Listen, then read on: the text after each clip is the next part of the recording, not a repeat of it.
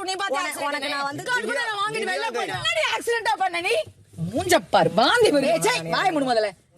ஆளு நண்பர்கள் அனைவருக்கும் வணக்கம். இவங்க ரெண்டு பேர் கேவலமான ஜென்மங்க அப்படின்றது நேற்று தான் எனக்கு முழுசாக தெரிஞ்சுதுங்க. யாரை பற்றி பேசுகிறேன்னு தானே யோசிக்கிறீங்க. ஒன்று விஜய பார்வதி, இன்னொன்று கமருதீன். ஆக்சுவலாக கமருதீன் நேற்று என்ன பண்ணான்றதை எபிசோடில் பார்த்துருப்பீங்க. எபிசோடில் ஒரு குறிப்பிட்ட ஸ்டேஜ்லேயே கட் பண்ணிட்டாங்க. அதாவது விஜய பார்வதி வந்து சாண்ட்ராவை பிடிச்சி தள்ளி விட்டுருப்பாங்க. சாண்ட்ரா கீழே விழுந்து கொஞ்ச நேரத்தில் வீசிங் ப்ராப்ளம் வந்திருக்கும். அதுக்கப்புறம் டீம்லாம் வந்து மெடிக்கல் ஹெல்ப் பண்ணுறதுக்காக கூப்பிட்டு போயிருப்பாங்க. ஸோ இதுதானே நடந்தது. அதுக்கப்புறம் லைவ்ல நிறைய விஷயங்கள் நடந்தது. அதை பற்றி தான் இந்த வீடியோவில் நம்ம பார்க்க போகிறோம். அதாவது இப்படி ஒரு தப்பு பண்ணிட்டுமே நம்ம ஐயோ தெரியாம பண்ணிட்டோம்னு எல்லார்கிட்டையும் சொல்லலாமே, அதெல்லாம் யோசிக்கலங்க. அதுக்கப்புறமா இவங்க ரெண்டு பேர் சில விஷயங்களை பண்றாங்க பாருங்க, அதுதான் ரொம்ப ரொம்ப கேவலமா இருந்தது. அது என்னன்னா, இப்ப விஜய் பார்வதி இந்த விஷயத்தை எப்படி சமாளிக்கிறதுன்றதுக்கு கமருதீன் கூட டிஸ்கஸ் பண்றாங்க. என்ன டிஸ்கஸ் பண்றாங்கன்னா, நடந்தது ஒரு ஆக்சிடென்ட் அப்படின்ற மாதிரி கமருதீன் கிட்ட சொல்லிட்டு இருக்காங்க. இவன் விஜய் பார்வதி எது சொன்னாலும் சரின்னு ஏத்துப்பான்ல, இவன் சரின்ற மாதிரிலாம் சொல்லிட்டு இருக்கான். அப்ப திவ்யா உள்ள பூந்து செம்ம திட்டுறாங்க பார்வதியை. எதிரி ஆக்சிடென்ட், இப்ப நீ பண்ணது ஆக்சிடென்ட்டா, புடிச்சு நல்லா தள்ளி விட்டுட்டு ஆக்சிடென்ட்னு சொல்ற அப்படின்ற மாதிரி கத்த ஆரம்பிக்கிறாங்க. பார்வதி ஆக்சிடென்ட்டா நடந்துருச்சுன்னு சொன்னாங்கல்ல, அது அங்க இருக்க சபரி காதுலயும் கேட்டது. எது ஆக்சிடென்ட், எது ஆக்சிடென்ட், புடிச்சு தள்ளி விட்டுட்டு அதை போய் ஆக்சிடென்ட்னு சொல்றீங்க அப்படின்ற மாதிரி அவரும் அந்த இடத்துக்கு வந்துட்டாரு. ஆக மொத்தத்தில் இதுல இருந்து தப்பிக்கவே முடியாதுங்க. நாங்க தெரியாம தப்பு பண்ணிட்டோம், நான் இந்த அளவுக்கு போகும்னு எதிர்பார்க்கல, நான் கேமா தான் பண்ணேன் அப்படின்ற மாதிரி பேசினா கூட பரவாயில்ல. ஆனா அந்த பார்வதி விஜய் பார்வதி இருக்காங்கல்ல, நான் பண்ணது தப்பே இல்லைன்ற மாதிரி இன்னும் பண்ணிட்டு இருக்காங்க. அதே மாதிரி உங்கள சிலருக்கு ஒன்று தோணலாம், சாண்ட்ராவும் பேசினாங்க கமருதீன் பேசினான்ட்டு. சாண்ட்ரா பேசின லெவலுக்கும் கமருதீன் பேசின லெவலுக்கும் சம்பந்தமே கிடையாது.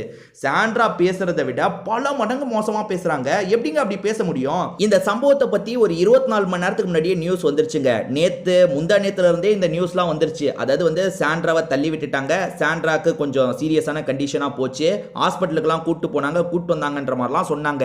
அப்பயே வந்து நிறைய பேர் வந்து விஜய் பார்வதி சைடு தான் தப்பு, கமருதீனும் விஜய் பார்வதியும் தான் தப்பு பண்ணாங்கன்னு சொன்னாங்க. நான் அப்போ கூட சரி இந்த மாதிரி நிறைய நியூஸ் வரும், நியூஸை வச்சுலாம் வந்து நம்ம சொல்ல முடியாதுன்றதுக்காக தான் நான் அதை பற்றி பேசவே இல்லைங்க. ஆக்சுவல் சம்பவத்தை பார்த்தேன்ல நேற்று, கண்டிப்பாக சொல்கிறேன், நீங்களும் பார்த்துருப்பீங்க எபிசோட, நீங்களும் பார்த்தீங்கல்ல. இப்போ கூட அதான் நான் சொல்கிறேனே, சாண்ட்ரா ஆரம்பிச்சாங்கன்னு நீங்கள் சொல்லலாம். சாண்ட்ரா ஆரம்பிச்சாங்க கீரமிச்சாங்கலாம் கிடையாதுங்க. சாண்ட்ரா பேசினதுக்கும் இவன் பேசினதுக்கும் சம்மந்தமே கிடையாது. இவன் அவ்வளோ வார்த்தையை விடுறான், சாண்ட்ராவும் திரும்பி திரும்பி அதை பேசிட்டு இருக்காங்க. அப்படி பேசினதுல ட்ரிகர் ஆகி விஜய் பார்வதி என்ன பண்றாங்கன்னா பிடிச்சி தள்ளி விடுறாங்க. கேட்டா வந்து முன்னாடி டாஸ்க்ல நீங்க பண்ணீங்கல்ல, நான் பண்ணா தப்பான்ற மாதிரி கேட்கறாங்க. எங்க அந்த டாஸ்க்ல நடந்ததுக்கும் இந்த டாஸ்க்ல இவங்க பண்ணதுக்குமே வந்து சம்மந்தம் இருக்கா? ஒரு சம்மந்தமும் கிடையாது. அந்த அளவுக்கு தள்ளி விட்டு அவங்க வீசிங் வந்து துடிச்சிட்டு இருக்கும் போது, ஐயோ நம்ம இப்படி தள்ளி விட்டுமே, வீசிங் வந்து துடிக்கிறாங்களே, நம்ம என்ன ஏதுன்னு பார்ப்போம், கேமாவது இதாதுன்ட்டு இறங்கி போய் பார்த்துருந்தா கூட பரவாயில்லைங்க. அதுவும் பண்ணல.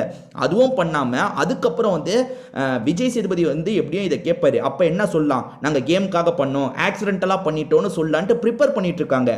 திவ்யா பூந்து கிளின்னு கிழிச்சு விட்டாங்க பார்வதியை. பார்வதி எப்பவுமே வந்து மார்க்கிங் பண்ணி சமாளிச்சிருவாங்கல்ல, நேற்று சமாளிக்க முடியல, திவ்யா அந்த கிழிச்சிட்டு இருக்காங்க. உண்மையாலே வந்து திவ்யா நிறைய இடத்துல தேவையில்லாம வராங்கன்ற மாதிரி இருக்கும். இந்த இடத்துல பேசலனா தாங்க தப்பு, பேசுறது தான் கரெக்ட். போட்டு கிளின்னு கிழிச்சிட்டாங்க. சுபிக்ஷாக்கு அரோராக்கு என்ன பண்றதுன்னே தெரியல. இந்த சிச்சுவேஷன்ல நம்ம என்ன பேசுறதுன்னு தெரியாம ரெண்டு பேருமே அமைதியா இருக்காங்க. ஆனா திவ்யா கணேஷ் இருக்காங்கல்ல, போட்டு பார்வதியை கிளின்னு கிழிச்சிட்டாங்க. எனக்கு தெரிஞ்ச அவள் தான் இதுக்கப்புறம் கண்டிப்பா இந்த வாரம் இவங்களுக்கு, இந்த வாரத்தை தாண்டி இவங்க இருக்க கூடாதுங்க.